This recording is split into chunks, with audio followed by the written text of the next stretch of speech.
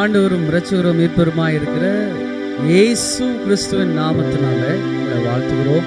அருமையான கர்த்தரோட பிள்ளைகளே, இந்த நாளில் கூட இந்த காலை ஜெப தியானத்துக்காக கர்த்தரை ஸ்தோத்திரிக்கிறேன்.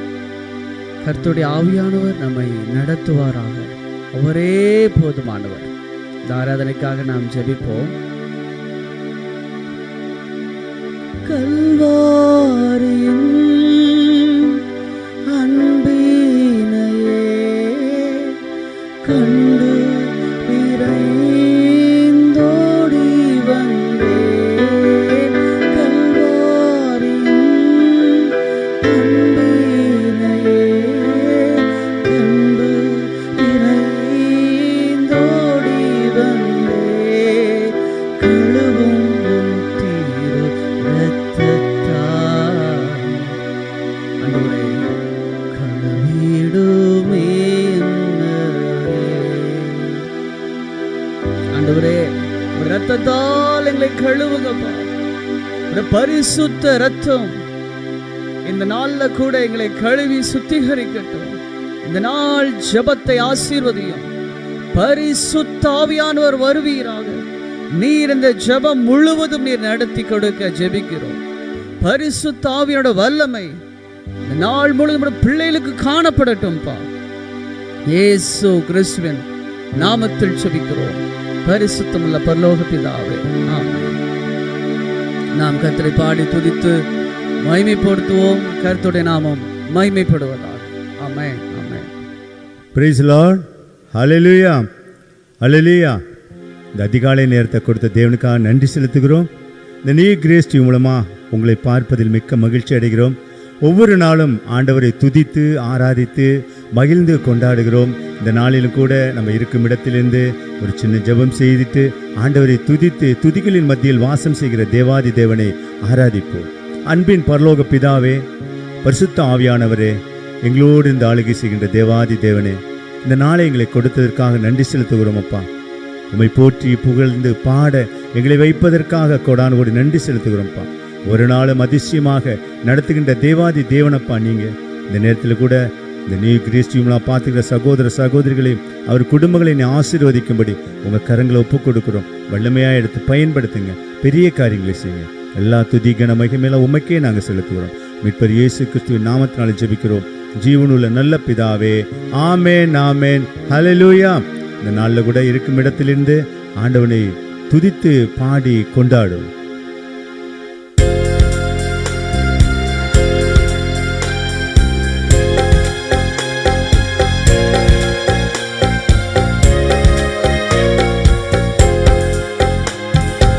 அதிசயங்கள் செய்கிறவர் நம் அருகில் இருக்கிறார்.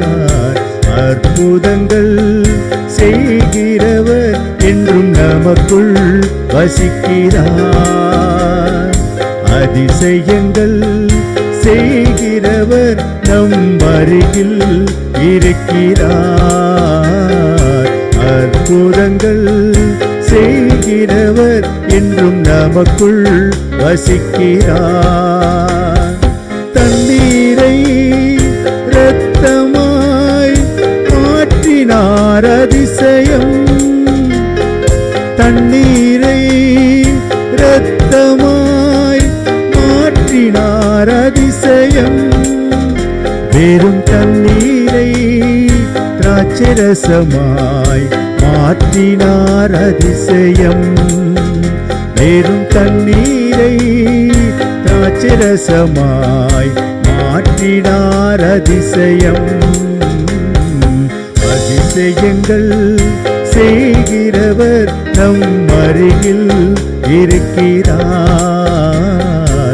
அற்புதங்கள் செய்கிறவர் என்றும் நமக்குள் வசிக்கிறார்.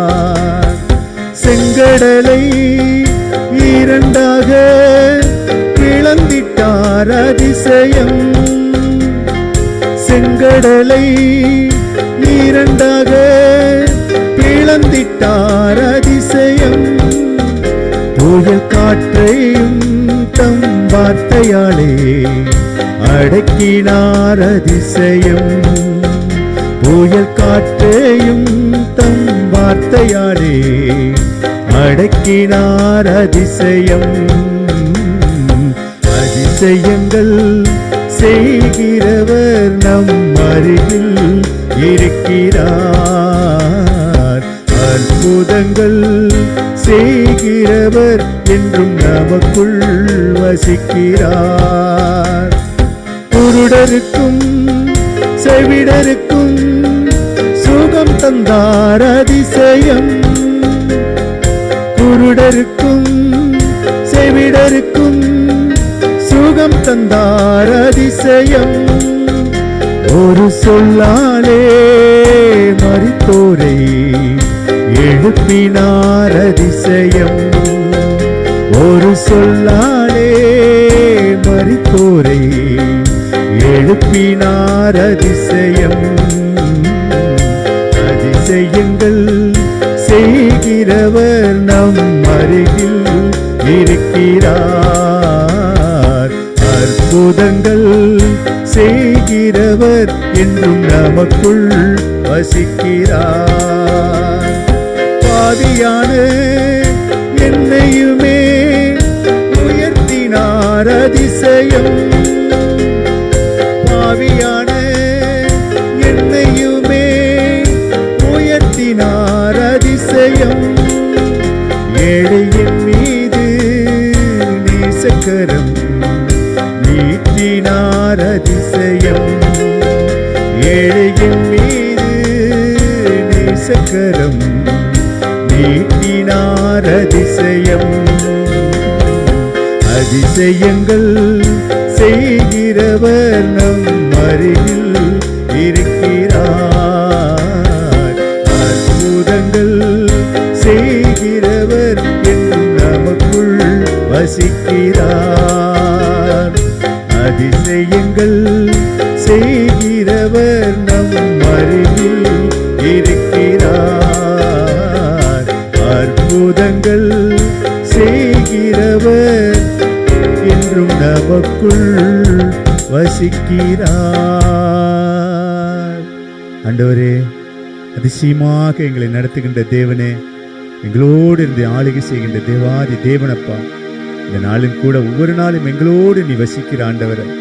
ஆண்டவரே, இந்த நாளில் ஒவ்வொரு நாளும் கர்த்தாவே, இந்த நீ கிரேஸ் டிவியில் பார்த்து கொண்டிருக்க ஒவ்வொரு சகோதரர்களையும் கர்த்தா அவர்களோடு நீ அருகில் இருந்து அவர்களோடு நீ வசிக்கும்படி கர்த்தாவே உங்க கரங்களை நாங்கள் அவர்களை ஒப்புக் கொடுக்கிறோம். ஆண்டவரே, நீ வெள்ளமுள்ள தேவன் அப்படி செய்ய போவதற்காக கொடான கொடி நன்றி செலுத்துகிறோம். எல்லா துதியும் கனம் மகிமையெல்லாம் நாங்கள் உமக்கே செலுத்துகிறோம். அப்பா, மீட்பர் இயேசு கிறிஸ்துவின் நாமத்தினாலே ஜெபிக்கிறோம் ஜீவனுள்ள நல்ல பிதாவே, ஆமென், ஆமென். ஹல்லேலூயா, ஹல்லேலூயா. கர்த்தருக்குள் பிரியமானவர்களே, இன்றைக்கு கூட நாம் வாசிக்க தெரிந்து கொள்ளப்பட்ட வேத பகுதி லூக்கா 5வது அதிகாரம் வசனங்கள் 1 தொடங்கி 11 வரை.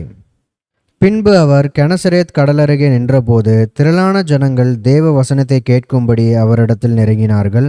அப்பொழுது கடற்கரையிலே நின்ற 2 படகுகளை கண்டார். மீன் பிடிக்கிறவர்கள் அவைகளை விட்டிறங்கி வலைகளை அலசி கொண்டிருந்தார்கள். அப்பொழுது அந்த படகுகளில் ஒன்றில் ஏறினார். அது சீமோனுடையதாயிருந்தது. அதை கரையிலிருந்து சற்றே தள்ளும்படி அவனை கேட்டுக்கொண்டு அந்த படவில் உட்கார்ந்து ஜனங்களுக்கு போதகம் பண்ணினார். அவர் போதகம் பண்ணி முடித்த பின்பு சீமோனை நோக்கி, ஆழத்திலே தள்ளி கொண்டு போய் மீன் பிடிக்கும்படி உங்கள் வலைகளை போடுங்கள் என்றார். அதற்கு சீமோன், ஐயரே, முழுவதும் நாங்கள் பிரயாசப்பட்டும் ஒன்றும் அகப்படவில்லை. ஆகிலும் உம்முடைய வார்த்தையின்படியே வலையை போடுகிறேன் என்றான். அந்தபடியே அவர்கள் செய்து தங்கள் வலை கிழிந்து போகத்தக்கதாக மிகுதியான மீன்களை பிடித்தார்கள். அப்பொழுது மற்ற படவிலிருந்த கூட்டாளிகள் வந்து தங்களுக்கு உதவி செய்யும்படிக்கு சைகை காட்டினார்கள்.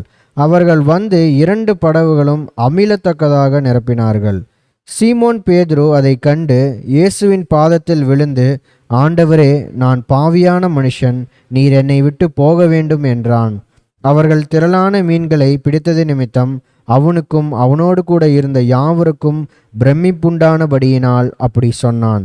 சீமோனுக்கு கூட்டாளிகளான செபதேயுவின் குமாரராகிய யாக்கோபும் யோவானும் அந்தபடியே பிரமித்தார்கள். அப்பொழுது இயேசு சீமோனை நோக்கி, பயப்படாதே, இது முதல் நீ மனுஷரை பிடிக்கிறவனாய் இருப்பாய் என்றார். அவர்கள் படகுகளை கரையிலே கொண்டு போய் நிறுத்தி எல்லாவற்றையும் விட்டு அவருக்கு பின் சென்றார்கள் என்பதே. வாசிக்க தெரிந்து கொள்ளப்பட்ட வேத பகுதி வாசித்தாயிற்று. கர்த்தர் தாமே இந்த திருவசனங்களை ஆசீர்வதிப்பாராக. ஆமென். இப்பொழுதும் கூட நம் மத்தியில் வந்திருக்கிற பிரதர் ஆனந்தகுமார் அவர்கள் நமக்காக இந்த வேத பகுதியை தியானித்து கொடுப்பார்கள். அவரை நாம் அன்புடன் வரவேற்போம். ஆமென். கர்த்தருக்குள் மிகவும் பிரியமான சகோதர சகோதரிகளே, இந்த குளிர்ச்சியான காலை வேளையிலே உங்களை மீண்டுமாய் நியூ கிரேஸ் டிவியின் மூலமாய் சந்திப்பதில் மிகவும் சந்தோஷப்படுகிறேன். கர்த்தருக்கு கோடான கோடி ஸ்தோத்திரத்தையும் ஏறெடுக்கிறேன். நாம் இப்பொழுது வாசித்த லூக்கா 5ஆம் அதிகாரத்திலிருந்து சில வசனங்களை நாம் இப்பொழுது தியானிப்போம். கர்த்தர் தாமே ஆசீர்வதிக்கும்படியாக ஒரு சிறு ஜெபத்தோடு கூட இதை ஆரம்பிப்போம். யாவரும் கண்களை மூடி கர்த்தரை நோக்கி பார்ப்போம். மகா பரிசுத்தரே, மகிமையின் தேவனே, இதோ இந்த காலை வேளைக்காய் உம்மை துதிக்கிறோம், ஸ்தோத்திரிக்கிறோம். ஆண்டவரே, இதோ என் வாயிலிருந்து புறப்படுகிற வார்த்தை என்னுடையதா இல்லாமல் ஆண்டவரே உம்முடையதா இருக்கும்படி இதை கேட்கிற பிள்ளைகளுக்கு ஆண்டவரே நல்ல ஒரு ஆசீர்வாதமான வார்த்தைகளை நீர் கொடுக்கும்படியாய் செபிக்கிறோம். இதை கேட்டு அவர்களும் ஆண்டவரே தன் இருதயத்தில் தன் வீடுகளிலும் ஆண்டவரே உம்முடைய ஆசீர்வாதத்தை பெற்றுக்கொள்ள நீர் கிருபை செய்யும். இயேசு கிறிஸ்துவின் மூலம் பிதாவே, ஆமேன். கர்த்தருக்கு ஸ்தோத்திரம். இப்பொழுது லூக்கா 5ஆம் அதிகாரம் 1ஆம் வசனம். பின்பு அவர் கெனெஸ்ரேத் கடல் அருகே நின்றபோது திரளான ஜனங்கள் தேவ வசனத்தை கேட்கும்படி அவரிடத்தில் நெருங்கினார்கள். இந்த வசனத்தை பார்க்கும் பொழுது கர்த்தராகிய இயேசு கிறிஸ்துவினிடத்தில் ஒரு அற்புதமான வல்லமை, அவரிடத்தில் ஒரு அதிசயமான ஒரு வல்லமை இருந்தது. அவரை பார்க்கும் பொழுதே அவரை காண வேண்டும், அவரை எப்படியாவது தொட வேணும், அவருடைய வார்த்தையை கேட்க வேணும்னு ஜனங்கள் அங்கும் இங்குமாக அவர் எங்கெல்லாம் வருகிறாரோ அங்கெல்லாம் அவரை தேடி சென்று பார்ப்பதற்கு மிகவும் ஆவலாக இருந்தார்கள். அப்படித்தான் நம்மளும் இந்த வேளையில் கர்த்தரை தேடுகிறவர்களாக இருக்கணும். தேடும் பொழுதுதான் கர்த்தரை கண்டடைவோம். கர்த்தரை கண்டடையத்தக்க சமயத்தில் தேடுங்கள் சொல்லியிருக்கிறார். அதுபோல கர்த்தரை நம்ம தேடும் பொழுதுதான் கர்த்தரை நம்ம கண்டடைய முடியும். நம்ம குடும்பத்தில் இந்த வேளையில் எத்தனையோ பேர் தேவனை அறியாமல் இருப்பாங்க.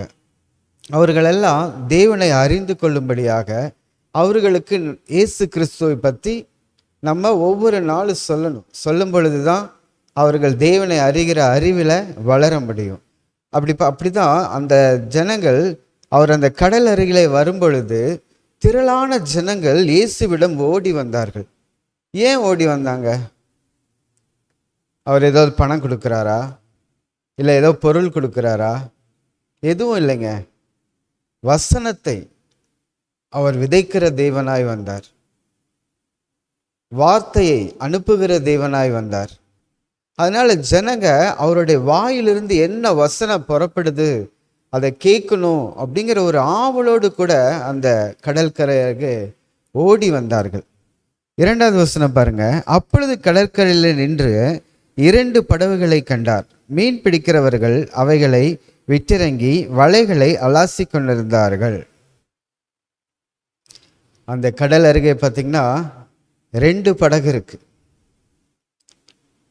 2 படகு யார் யாருதுன்னு பார்த்தீங்கன்னா, ஒன்று சீமோனுடைய படகு, இன்னொன்று யாக்கோப்பும் யோவானுடைய படகுமா இருக்கு.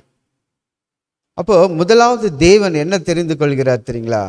தேவன் தெரிந்து கொள்ளுகிற பாத்திரத்தை அவர் என்ன பண்ணுவார்? உயர்த்துகிற தேவனா இருக்கிறார்.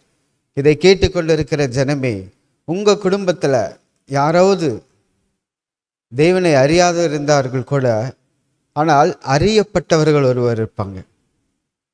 தேவன் அழைக்கிற ஒரு பாத்திரம், அது விசேஷமான பாத்திரம். அவர்களை கொண்டு தேவன் பெரிய காரியங்களை செய்ய வல்லவராக இருக்கிறார். அப்படித்தான் அந்த இடத்துல கடற்கரை அருகே நின்றிருந்த 2 படகுல சீமோனுடைய படகை கர்த்தர் தேர்ந்தெடுத்தார். சீமோன் படகை தேர்ந்தெடுத்தது போல உங்கள் வீட்டில் இருக்கிற உங்களில் ஒருவரை கர்த்தர் தேர்ந்தெடுக்க போகிறார். உங்களை கொண்டுதான் அதிசயமானதையும் அற்புதமானதையும் செய்ய போகிறார். விசுவாசித்தால் ஆமென் என்று சொல்லுங்கள். கர்த்தருக்கு நம்ம இடம் கொடுக்கணும். இடம் கொடுக்கும் பொழுதுதான் நம்முடைய இருதயத்தில் அவர் ஜீவிக்கிற தேவனாக இருக்கிறார். அதே மாதிரி தான் அங்கே சீமோன் என்ன பண்ணுறாருன்னா கர்த்தருக்கு இடம் கொடுக்கிறவனாக இருந்தான். இவர்கள் என்ன பண்ணுறாங்கன்னா வலைகளை அலாசி கொண்டிருக்கிறார்கள். அப்பொழுது 3வது வசனம், அப்பொழுது அந்த படகுகளில் ஒன்றில் ஏறினார். அது சீமோனுடைய படகாய் இருந்தது. அதை கரையிலிருந்து சற்றே தள்ளும்படி அவனை கேட்டுக்கொண்டு அந்த படகில் உட்கார்ந்து ஜனங்களுக்கு போதகம் பண்ணினார். இப்போ திடீர்னு ஒருத்தர், யாருன்னு தெரியல, ஒரு போதகரோ இல்லை ஒரு விசுவாசியோ நம்முடைய வீட்டுக்குள்ளே வந்துட்டு, ஏப்பா நான் இங்கே பிரசங்கம் பண்ணுறேன், இங்கே நான் ஜெபம் பண்ணுறேன், இங்கே உபதேசிக்கிறேன் அப்படின்னு சொன்னால் திடீர்னு நமக்கு எப்படி தோணுங்க, இவர் நம்முடைய போதகரே கிடையாது, இவர் திடீர்னு பேசுகிறேன்னு சொல்கிறாரு, திடீர்னு இடம் கொடுன்னு சொல்கிறாரு, எப்படி கொடுப்பாங்க அப்படின்னு யோசிப்பான். ஆனால் இந்த இடத்துல பார்த்தீங்கன்னா சீமோன் சற்று கூட யோசிக்கலை.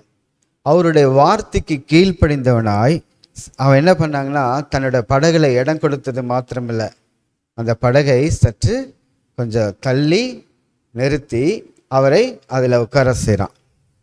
அதுபோல தான்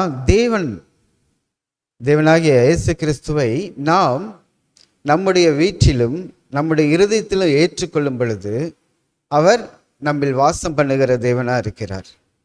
நம்முடைய வீட்டில் நம்முடைய தேவைகளை எல்லாம் சந்திக்கிற தேவனாக இருக்கிறார். அவர் நம்மோடு கூட இருப்பார்.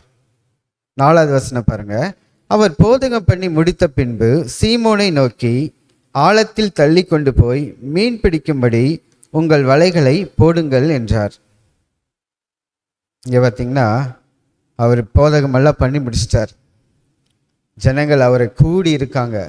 அவர் என்ன வார்த்தை பேசுவார், அவர் வாயிலிருந்து என்ன வார்த்தை வரும் அப்படின்னு சொல்லி ஒவ்வொருத்தரும் ஆவலோடு இருந்தவங்க அவர் பேசின வார்த்தைகள் எல்லாம் கேட்டு மிகவும் சந்தோஷப்பட்டார்கள், ஆச்சரியப்பட்டார்கள். அந்த ஜனங்கள் எல்லாம் கரங்களை தட்டி தேவாதி தேவனை துதித்து கொண்டே அவர்கள் அந்த இடத்துல போயிருக்க கூடும். ஏன்னா தேவனாகிய கர்த்தர் அவ்விதமாய் அந்த இடத்துல பேசியிருக்கலாம். இதே 4வது வசனம் பாருங்க. அவர் மறுபடி சீமோனை நோக்கி, நீ ஆழத்தில் கொண்டு போ அப்படிங்கிறார். இப்போ நம்ம குடும்பத்தில் அன்பு பண்ணுவோம், ஒருத்தரை சிநேகிப்போம். சாதாரணமாக சிநேகிக்கிறதுக்கும் ஆழமாக சிநேகிக்கிறதுக்கும் வித்தியாசம் உண்டுங்க. இந்த உலகத்தில் நீங்கள் யாரை ஆழமாக நேசித்தாலும் ஒரு நாள் என்ன ஆயிரும், பிரிவினை உண்டாகிடும். ஆனால் தேவாதி தேவனை, நம் கர்த்தாதி கர்த்தனை இயேசு கிறிஸ்துவை நீங்கள் நேசிக்கும் பொழுது, ஆழமாய் நேசிக்கும் பொழுது, உள்ளத்தின் ஆழத்திலிருந்து அவரை நேசிக்கும் பொழுது அவர் சொல்லுகிற வார்த்தைகள் நமக்கு கேட்கும். அவர் நம்மோடு கூட பேசுகிற தேவனா இருக்கிறார். நம்முடைய பிரச்சனைகளை அறிகிற தேவனா இருக்கிறார். எங்கேயோ ஒரு மூலையில் உட்காந்துட்டு அழுது கொண்டு இருக்கிறீர்களா? கர்த்தருடைய வார்த்தைக்காக காத்திருங்கள். காத்திருக்கும் பொழுது புது பலன் அடைகிறவர்களாக இருப்பீர்கள். அப்படித்தான் இந்த இடத்துல பார்த்தீங்கன்னா, ஆழத்தில் தள்ளி கொண்டு போய் மீன் பிடிக்கும்படி உங்கள் வலைகளை போடுங்கள் என்றார். 5வது வசனம் பாருங்க. அதற்கு சீமோன், ஐயரே, ராம் முழுவதும் நாங்கள் பிரயாசப்பட்டும் ஒன்றும் அகப்படவில்லை, ஆகிலும் உம்முடைய வார்த்தையின்படியே வலையை போடுகிறேன் என்றான். இந்த இடத்துல பாருங்க, சீமோன் ஒரு வார்த்தை கூட பேசல.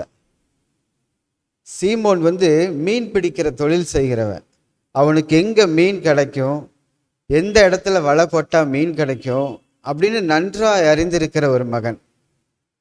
இருந்த போதிலும் அவர் ராம் முழுவதும், அவர்கள் நண்பர்களோடு கூட சேர்ந்து ராம் முழுவதும் அவன் போராடி இருக்கிறாங்க. மீன் அகப்படவே இல்லை. ஏன்னா இந்த இடத்துல தேவனுடைய மகிமை வெளிப்படும்படியாக இயேசு கிறிஸ்து அந்த இடத்துல வருகிறார். வந்து உங்கள் வலைகளை போடுங்கள் சொல்கிறார். நம்ம சங்கீதம் 42:7 வாசிப்போம். உமது மதில்களின் இரைச்சல்கள் ஆழத்தை ஆழம் கூப்பிடுகிறது, உமது ஆலைகளும் திரைகளும் எல்லாம் என் மேல் புரண்டு போகிறது அப்படின்னு சங்கீதக்காரன் தாவீது இந்த இடத்துல சொல்லியிருக்கிறார். அப்படின்னா என்ன அர்த்தம்னாங்க, ஆழத்தின் ஆழம் கூப்பிடுகிறது. தேவ அன்பு தான் மிகப்பெரிய ஒரு ஆழமான அன்பு. அவரை போல ஆழமாக நேசிக்க யாராலையும் முடியாது. இப்போ கடல்ல எவ்வளோ ஆழத்தில் இருக்குன்னு சொல்லி இதுவரை யாருமே கண்டுபிடிக்க முடியல. கடலின் ஆழத்தை கண்டவர்கள் ஒருவரும் இல்லை. தேவன் அந்த இடத்துல ஒரு நீர் ஊற்றை வச்சிருக்கிறார். அதனால தான் கடல் இன்னமும் கொந்தளித்து கொண்டு இருக்கிறது, அலை மோதி கொண்டிருக்கிறது. அதுபோல் உங்கள் குடும்பத்தில் அலைகள்னால மாட்டிக்கொண்டு அங்கும் இங்குமா தவித்து கொண்டிருக்கிற ஜனங்களை நான் காண்கிறேன். கர்த்தர் உங்களுக்கு தான் சொல்கிறாரு, நீங்கள் எல்லா பிரச்சனைகளையும் நீக்கும்படி, எல்லா தொல்லைகளும் துன்பங்களும் நீங்கும்படி நீங்கள் தேவனிடத்தில் வரும் பொழுது, தேவன் இடத்துல உங்கள் இருதயத்தை கொடுக்கும் பொழுது கர்த்தர் தாமே உங்களை ஆசீர்வதிக்கிற தேவனாக இருக்கிறார். இந்த இடத்துல பார்த்தீங்கன்னா ஆழத்தை ஆழம் கூப்பிடுகிறது அப்படின்னு சொல்கிறது. அது மாதிரி அந்த ஆழமான அந்த தேவாதி தேவன் உங்களை இப்பொழுது அழைக்கிறார். அது மாதிரி தான் இந்த இடத்துல ஆழத்தில் தள்ளி கொண்டு போய் மீன் பிடிக்கும்படி உங்களுக்கு வலைகளை போடுங்கள் என்றார். இன்னொரு இடத்துல கூட பாருங்க, ஏசாயா 66:2, என்னுடைய கரம் இவைகளை எல்லாம் சிருஷ்டித்ததினால் இவைகள் எல்லாம் உண்டாயின என்று கர்த்தர் சொல்லுகிறார். பார்த்தீங்களா, காற்று, கடல், மீன்கள் மற்றும் ஊரும் பிராணிகள், வானம், பூமி, சூரியன், சந்திரன், வெளிச்சம், இருள் எல்லாவற்றையும் யார் உண்டாக்கிறார்? கர்த்தருடைய கரமாக இருக்கிறது. அவர் தான் உருவாக்கிக்கிறார். என்னுடைய கரம் இவைகளை எல்லாம் சிருஷ்டித்ததினால் இவைகள் எல்லாம் உண்டாயின என்று கர்த்தரே சொல்லுகிறார். ஆனாலும் பாருங்க, இந்த இடத்துல ஆனாலும் சிறுமைப்பட்டு ஆவியில் நொறுங்குண்டு என் வசனத்துக்கு நடுங்கிறவனையே நோக்கி பார்ப்பேன். யாருங்க அவர் நோக்கி பார்ப்பாராமா? அவருடைய வசனத்தை கேட்டு, அவருடைய வார்த்தைகளை கேட்டு அவருக்கு கீழ்ப்படுகிற பிள்ளைகளை நோக்கி பார்க்கிற தேவனா இருக்கிறார்.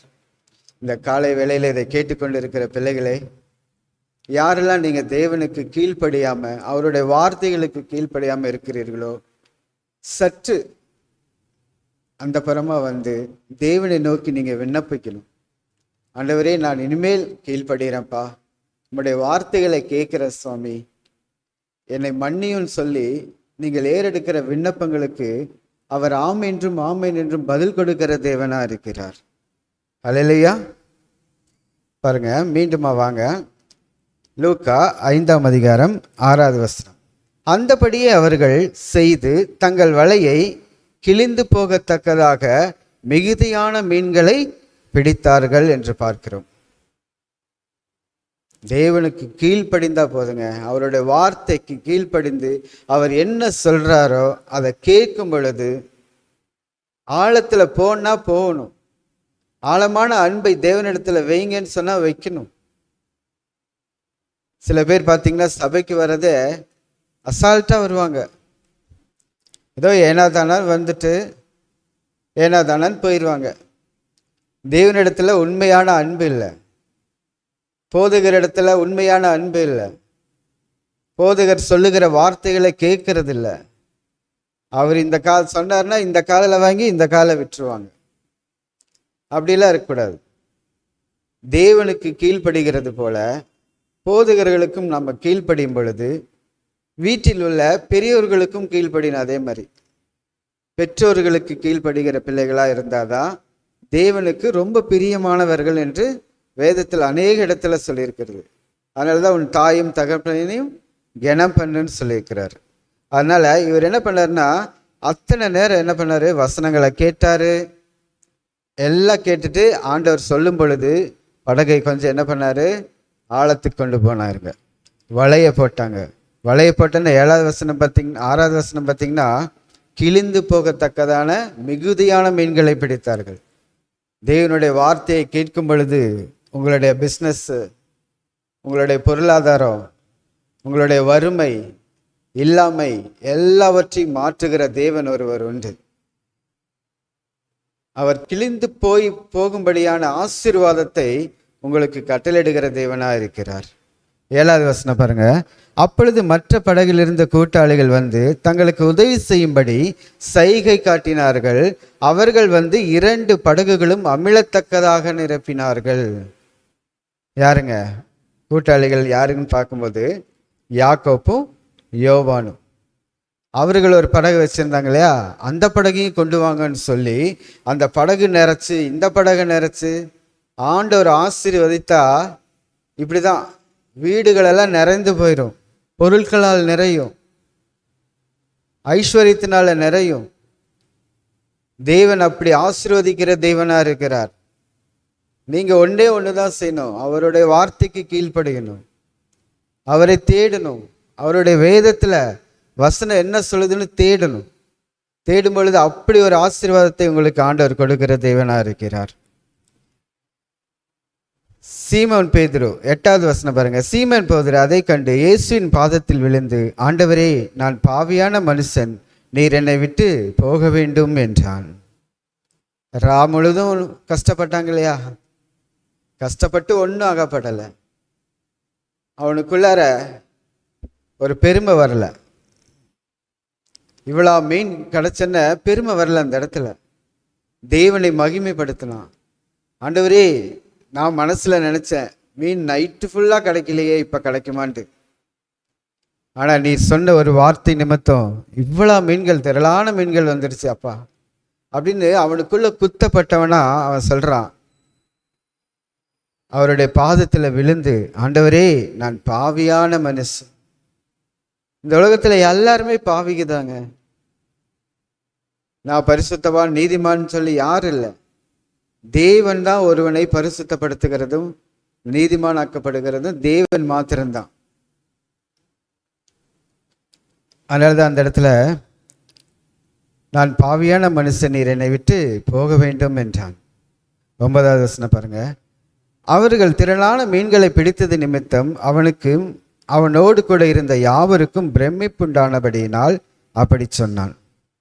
திரளான மீன், திரளான ஆசீர்வாதம், காரு, பங்களா, ஆஸ்திகள் எல்லாம் கிடைச்சா சில பேர் என்ன பண்ணிடுவாங்கன்னா தேவனை விட்டு வழி விலகி போயிடுவாங்க.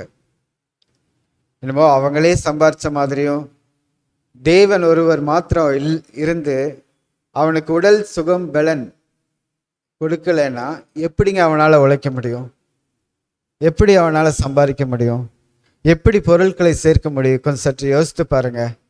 தேவன் நினைத்தால் அவர் சொல் ஆகும், அவர் கட்டளையிட நிற்கும் என்று பார்க்கிறோம். தேவன் ஒரு மனிதனை உயர்த்தினாலும் உயர்த்த முடியும், தாழ்த்தினாலும் தாழ்த்த முடியும். தேவனை அறிகிற அறிவில் நம்ம வளரும் பொழுதுதான் தேவன் நம்மை உயர்த்துகிற தேவனா இருக்கிறார். அவங்களுக்கு அதை அவ்வளோ மீன்களை பார்த்தோன்னா, ஒரு பிரம்மாண்டமான ஒரு மீன்களை பார்த்தோன்னா அவங்களுக்குள்ள ஒரு சந்தோஷம், ஒரு மகிழ்ச்சி எல்லாம் வந்துச்சு. 10வது வசனம் பாருங்க. சீமோனு கூட்டாளிகளான செபுதிலின் குமாரனாகிய யாக்கோப்பும் யோவானும் அந்தப்படியே பிரமித்தார்கள். அப்பொழுது இயேசு சீமோனை நோக்கி, பயப்படாதே, இது முதல் நீ மனுஷரை பிடிக்கிறவனாய் இருப்பாய் என்றார்.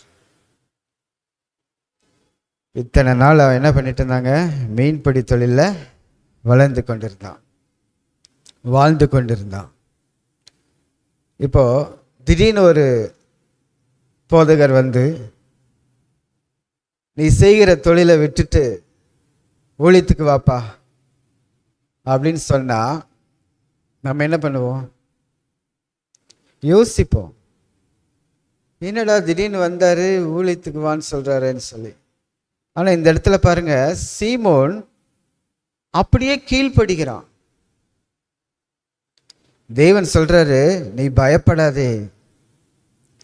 இதை கேட்டுக்கொண்டிருக்கிற ஜனமே, நீங்க எதை குறித்து கவலைப்பட்டிருக்கீங்க? உங்களை எல்லாரும் ஊழியத்துக்கு வாங்கன்னு சொல்லி ஆண்டவர் அழைக்கிறார். ஊழியன்னா சபை கட்டி சபையில் போய் போதகராக இருந்து ஊழியம் பண்ணணும் அப்படிங்கிறது இல்லை. ஊழியம் தேவனுடைய வார்த்தைகளை சொல்லணும், வசனத்தை சொல்லணும். ரட்சிக்கப்படாத ஒரு மனிதனை பார்த்தால் அவனை ரட்சிப்புக்குள் கொண்டு வரதும் இயேசு கிறிஸ்துவை அறிவிக்கிறது தாங்க ஒரு ஊழியம். யாரெல்லாம் இயேசு கிறிஸ்துவை அறிவிக்கிறீர்களோ அதுவே பெரிய ஊழியம். இந்த இடத்துல பார்த்தீங்கன்னா, இது முதல் நீ மனுஷரை பிடிக்கிறவனா இருப்பாய் என்றார். அதுக்கு முதல் அவன் என்ன பண்ணிட்டு இருந்தான்? மீன் பிடிக்கிறவனா இருந்தான். இனிமேல் நான் உன்னை மனுஷரை பிடிக்கிறவனாக மாற்றுகிறேன், நீ வான்னு சொல்றான். உடனே அவன் என்ன பண்றான்னு பாருங்க, 11வது வசனம். அவர்கள் படகுகளை கரையிலே கொண்டு போய் நிறுத்தி எல்லாவற்றையும் விட்டு அவருக்கு பின் சென்றார்கள். யார் அழைங்க முடியும்? இதை கேட்டுக்கொண்டு இருக்கிற பிரியமான சகோதர சகோதரிகளே, வாலிப பிள்ளைகளே, ஆண்டவர் உங்களை இப்பொழுது கூப்பிடுகிறார். என்னுடைய ஊழியத்துக்கு வா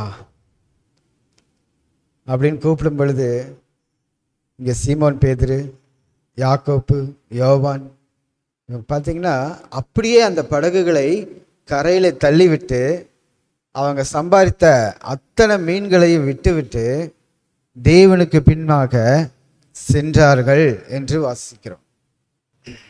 முதலாவது சீமோன் என்ன பண்ணா? தன் படகுல இடம் கொடுத்தான். அதுபோல் நம்ம தேவன் நம்ம இடத்துல கேட்கறது, உன் இருதயத்தை எனக்கு இடம் கொடுன்னு சொல்லி. ரெண்டாவது, தேவனோடு கூட ஒரு உறவு. அந்த உறவு பார்த்திங்கன்னா மிகவும் ஆழமான உறவாக இருக்கணும். ஏனா தானான் இருக்கக்கூடாது. எல்லாவற்றையும் என் இயேசு பார்த்துக்குவாரு. அவரே சொல்லிக்கிறாரே, உங்கள் பாரத்தை என் மேலே வைத்து விடுங்கள். அது மாதிரி நம்முடைய பாரங்கள் எல்லாம் அவர் இடத்துல வைக்கும் பொழுது அவர் அதை விசாரிக்கிற தெய்வனாக இருக்கிறார். ரெண்டாவது, முழுவதும் கஷ்டப்பட்டு ஒன்றுமே அகப்படலையே என்று அவன் ஒரு வெறுமையில் இருக்கிறான். இந்த வேளையில் வெறுமையில் இருக்கிற ஒவ்வொரு ஜனங்களுக்கும் நான் சொல்கிறேன், உங்கள் வெறுமையை மாற்ற தேவனால் மாத்திரமே முடியும். அவரிடத்துல வரும் பொழுது தேவன் உங்களை ஆசீர்வதிக்கிற தேவனாக இருக்கிறார். ரெண்டாவது, அவருடைய வார்த்தைக்கு கீழ்ப்படிந்தான். நம்மளும் அவருடைய வார்த்தைகளுக்கும் அவருடைய வசனங்களுக்கும் நம்முடைய போதகருடைய வசனங்களுக்கும் கீழ்ப்படியும் பொழுது, வார்த்தைகளுக்கு கீழ்ப்படியும் பொழுது கர்த்தர் நம்மை ஆசீர்வதிக்கிற தேவனாக இருக்கிறார். 4 பாயிண்ட் சொல்லியிருக்கிறேன். 1, நீங்கள் இருதயத்தில் ஏற்றுக்கொள்ளுங்க. 2வது, தேவனோட ஒரு நல்ல உறவில், ஆழமான உறவில் இருங்க. உலக சிநேகம் பகை உண்டாக்கும், ஆனால் தேவ சிநேகம் நம்மளை பலப்படுத்துகிறதா இருக்கிறது. 2வது, வெறுமையாக இருக்கிறேன்னு கவலைப்படாதீங்க. உங்கள் வெறுமைகளெல்லாம் மாற்ற அவர் வல்லவராக இருக்கிறார். 2வது, அவருடைய வார்த்தைக்கும் அவருடைய வேதத்துக்கும் நீங்கள் கீழ்ப்படியும் பொழுது கர்த்தர் உங்களை ஆசீர்வதிக்கிற தேவனாக இருக்கிறார். கர்த்தர் தாமே ஆசீர்வதிப்பாராக. நாம் இப்பொழுது ஜெபம் செய்வோம். கண்களை மூடிக்கொள்ளலாம். மகா பரிசுத்தரே, மகிமையின் தேவனே, ஏதோ இந்த வேளையில் ஆண்டவரே நீர் கொடுத்த வார்த்தைகளை ஆண்டவரே இதோ இந்த இடத்துல பகிர்ந்து கொடுத்திருக்கிறேன். இதை நீர் ஆசீர்வதியும். கேட்ட ஒவ்வொரு பிள்ளைகளையும், கேட்ட ஒவ்வொரு ஜனங்களையும் ஆண்டவரே, பெரியோரையும் சிறியோரையும் நீர் ஆசீர்வதிக்க வேண்டுமாய் ஜெபிக்கிறேன். அவர்கள் ஆண்டவரே இந்த வேளையில் உம்மை இருதயத்தில் ஏற்றுக்கொண்டிருக்கிறார்கள். அவர்கள் ஆண்டவரே கர்த்தாவே இந்த வேளையில் உம்மோடு கூட ஒரு ஆழமான அன்பை வைத்துக்கொள்ள அவர்கள் வகை தேடிக்கொண்டிருக்கிறார்கள். அப்பா, அவர்களுடைய வெறுமைகளை எல்லாம் மாற்றுங்க. அவர்களுடைய கீழ்ப்படிதலை பார்த்து ஆண்டவரே நீர் அவர்களை ஆசீர்வதி. இயேசு கிறிஸ்துவின் மூலம் ஜெபிக்கிறோம் ஜீவனுள்ள நல்ல பிதாவே, ஆமென். God bless you. God with you. கர்த்தர் தாமே உங்களை ஆசீர்வதிப்பாராக. ஆமென்.